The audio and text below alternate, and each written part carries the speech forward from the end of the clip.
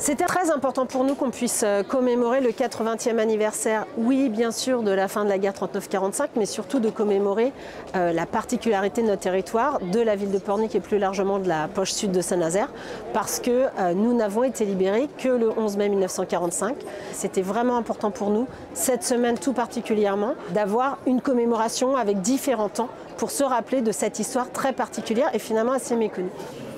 Les expositions qui ont été mises en place, c'est une exposition à la médiathèque de Pornic avec des panneaux style chemin de mémoire qui relatent les 9 mois d'occupation supplémentaire dans la poche.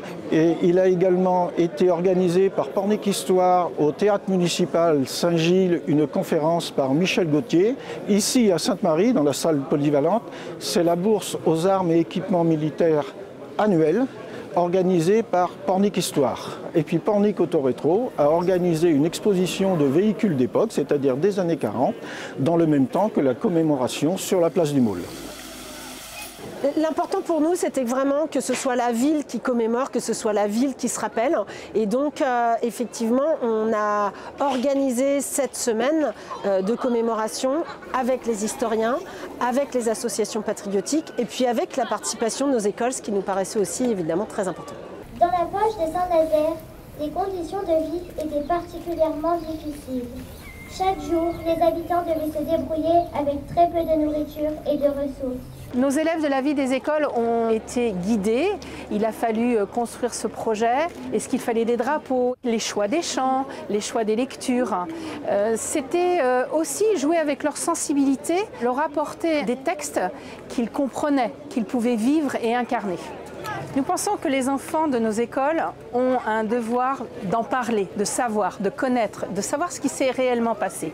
On oublie souvent ce que c'était la guerre, la dureté de la guerre. Donc en sensibilisant nos enfants, nous espérons qu'ils apprécieront la paix. Je veux que nous nous souvenions aujourd'hui de ce jour où enfin la guerre a pris fin ici. Ce fut, rappelons-le, le dernier territoire français libéré, le dernier.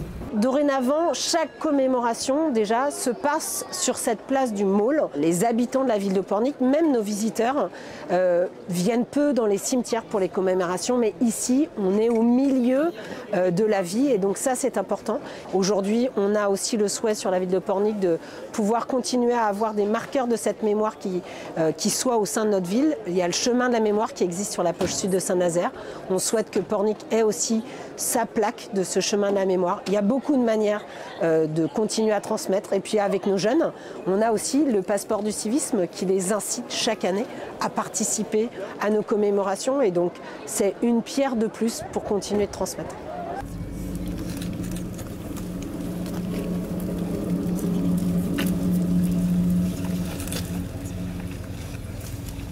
Moi, je suis vraiment très heureuse parce qu'il y avait beaucoup de monde, malgré la météo.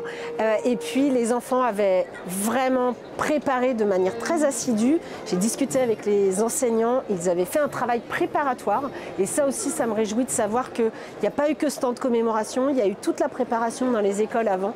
Et donc, c'était un moment populaire, tel qu'on le voulait. On a une ville où les gens sont très engagés. Donc, je suis toujours très fière de ma ville.